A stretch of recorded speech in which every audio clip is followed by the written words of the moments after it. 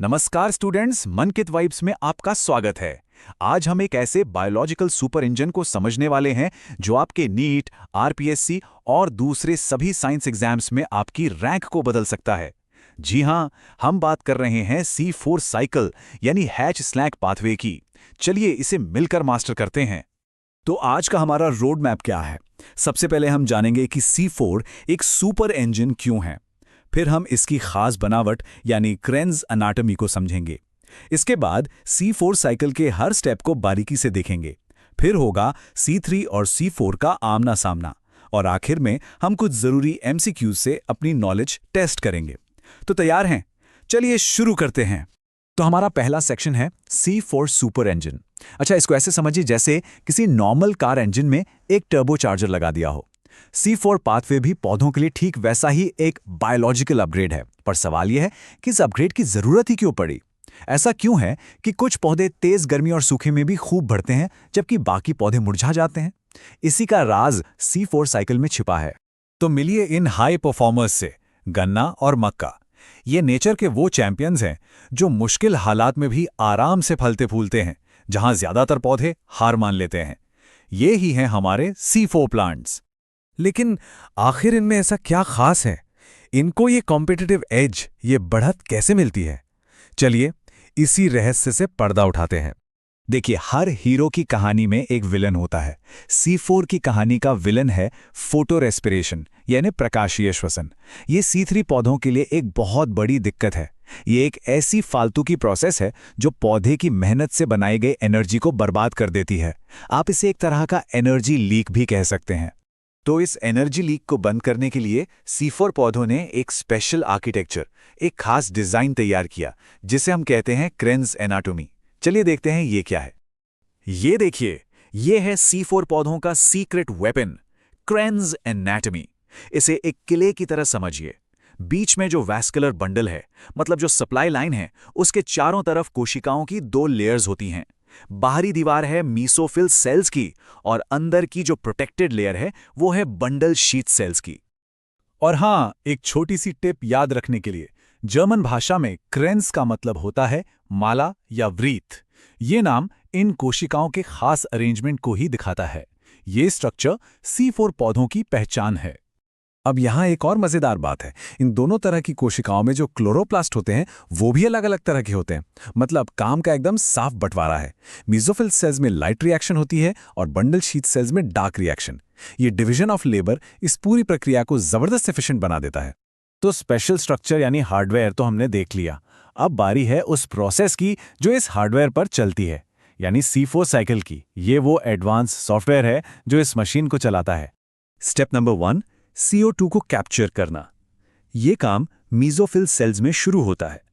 यहां जैसे ही CO2 अंदर आता है, उसका स्वागत एक बहुत ही पावरफुल मॉलिक्यूल करता है, फॉस्फोइनोल पाइरूवेट यानी PEP। PEP कार्बोक्सिलेज एंजाइम की मदद से ये दोनों मिलकर पहला स्टेबल प्रोडक्ट बनाते हैं, 4 कार्बन वाला ऑक्सिलो एसिटिक एसिड यानी OAA। दूसरा स्टेप, ट्रांसपोर्ट। अब ये जो OAA बना है ये मैलिक एसिड में बदल जाता है और इसे बाहरी मीसोफिल सेल से उस किले के अंदर यानी बंडल शीथ सेल में भेज दिया जाता है। और अब आता है game changing step, decarboxylation. Bundle sheath cell के अंदर पहुंचते ही मैलिक एसिड टूट जाता है और CO2 को रिलीज कर देता है। अब सोचिए, ये CO2 सीधा केल्विन साइकिल के मेन एंजाइम रुबिस्को के पास पहुंचता है।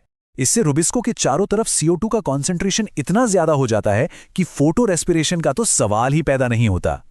और आखिरी स्टेप, रीजेनरेशन। CO2 रिलीज होने के बाद जो 3 कार्बन मॉलिक्यूल बचता है वो वापस मीसोफिल सेल में चला जाता है। वहां ATP की एनर्जी यूज करके वो फिर से PEP बन जाता है और एक नए CO2 मॉलिक्यूल को पकड़ने के लिए तैयार हो जाता है। और ये साइकिल ऐसे ही चलती रहती है। तो अगर हम इसे सिंपल भाषा में समझें तो C4 साइकिल एक बहुत ही एफिशिएंट CO2 कॉन्सेंट्रेशन पंप की तरह काम करता है।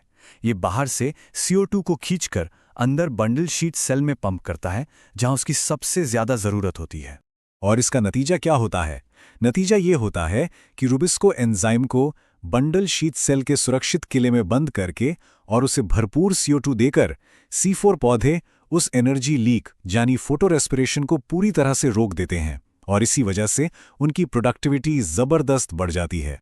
अब जब हम C4 के इस सुपर इंजन को समझ चुके हैं, तो चलिए इसे इसके पुराने वर्जन यानी C3 पाथवे के साथ कंपेयर करते हैं।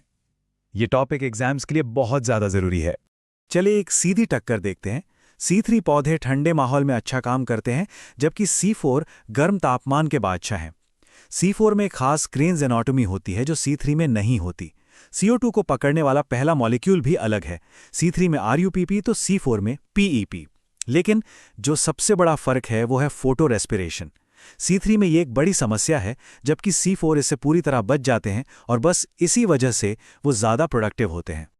चलिए, अब तक हमने जो भी सीखा है उससे परखने का टाइम आ गया है। तैयार हो जाइए 5 सुपर इंपॉर्टेंट MCQs के लिए। देखते हैं आपको कितना याद है। चलिए सोचिए। सही जवाब है C, फॉस्फोइनॉल पाइरुवेट यानी PEP। याद रखिए, यही C4 साइकिल में CO2 का पहला ग्राही है। सोच लिया? इसका सही जवाब है D, बंडल शीत कोशिकाएं। ये वही किले के अंदर की सबसे सेफ जगह है जहां रुबिस्को को रखा जाता है। इसका सही जवाब है B, oxalo acetic acid OAA। ये एक 4 कार्बन कंपाउंड है और इसी वजह से इस साइकिल का नाम C4 साइकिल पड़ा है। बिल्कुल सही जवाब है B। जैसा कि हमने बात की थी, क्रेन्स का मतलब ही माला या व्रीथ होता है, जो बंडल शीट सेल्स के उस खास अरेंजमेंट को दिखाता है। और इसका सही जवाब है B, वो फोटो रेस्पिरेशन नहीं करते। C4 पौधे इस बेकार की एनर्जी वेस्टिंग प्रोसेस से बच जाते हैं, जिससे उनकी एनर्जी बचती है और प्रोडक्टिविटी बढ़ जाती है। तो ये था C4 साइकिल का पूरा एनालिसिस। अगर इस सुपर इंजन को समझने में मजा आया तो इस वीडियो को लाइक करें, अपने दोस्तों के साथ शेयर करें और मंकी वाइब्स को सब्सक्राइब करना बिल्कुल ना भूलें, ताकि आप कोई भी जरूरी चैप्टर मिस ना करें।